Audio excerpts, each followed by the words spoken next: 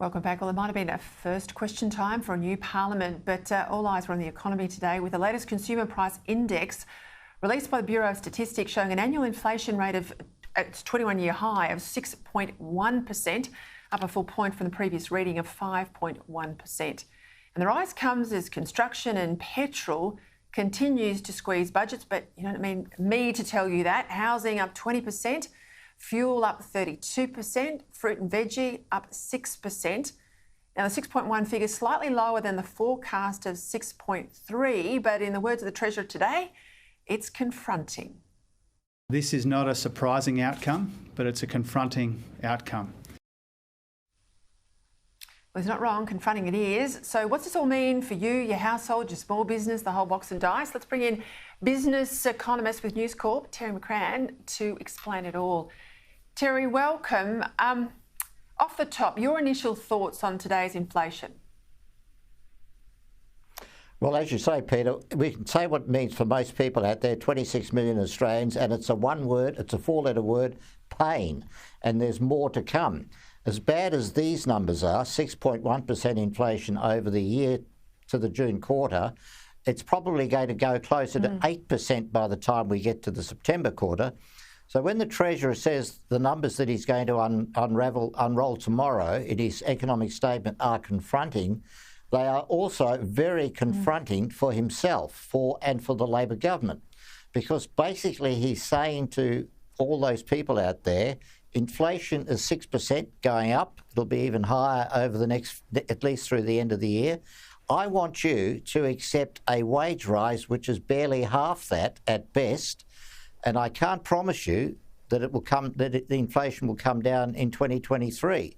Plus, of course, we've got those interest rate rises. So the Treasurer is saying you've got to accept the inflation pain, you've got to not see wage increases, and you've got to cop significant increases in interest rates, 0.5% more from the Reserve Bank next Tuesday. They will almost certainly deliver that, and more to come in the months out to the end of the year.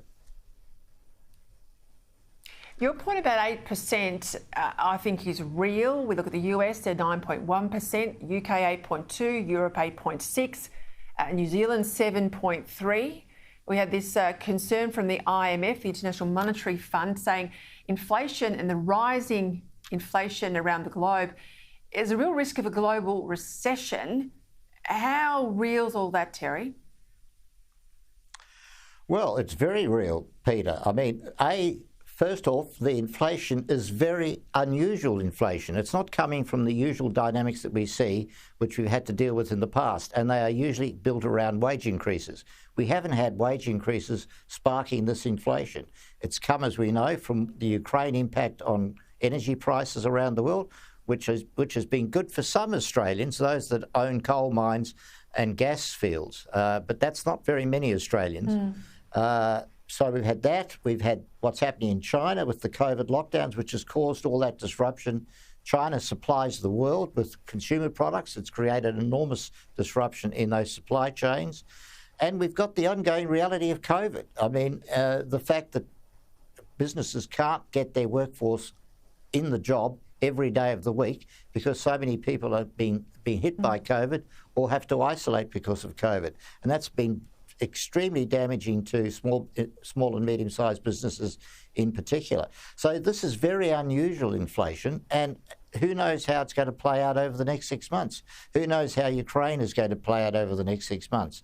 And China has always been a riddle wrapped up in a mystery, and it's become even more mysterious now. And we've got a Chinese economy which really is in recession now. And as you say, Peter, the prospect of the US economy going into recession, that's the two biggest economies in the world and the two most important to us going into recession. At the same time, we've got this very serious inflation problem.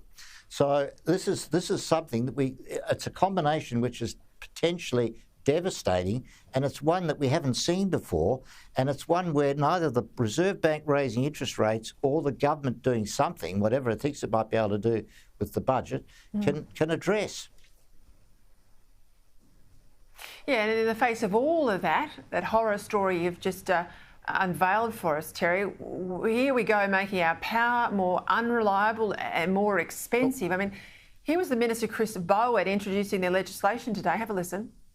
There are many issues about which members of this House will disagree, but the principle of holistic action on climate change should not be one of them. Mr Deputy Speaker, our country and our parliament have wasted long enough delaying and denying. The time for action is now. We don't have a second to waste. And of course, 2030, Terry, it's just 8 years away. Indeed. Peter, you really can't make this stuff up.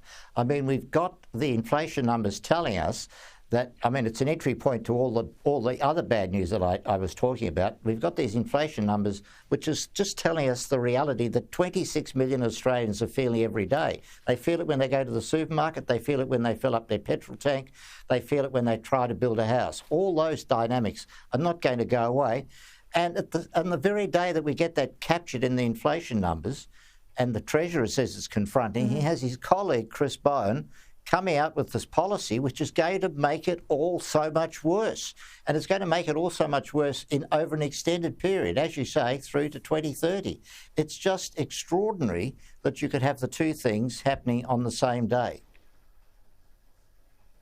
What do you think we're going to see from the Treasurer? I think he gets to his feet at 9 a.m. in the House tomorrow. What will this update look like?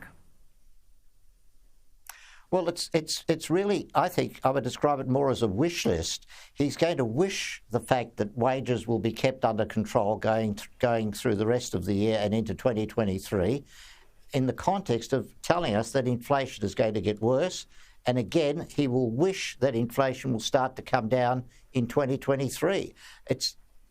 None of this is a serious process of sensible forecasting. No. And in a context in which you can't really make sensible forecasts anyway. As my grandmother would say, exactly. Wishes were horses, beggars would ride. And we feel like beggars right now. Terry McCrann, thank you, as always, unravelling all of that.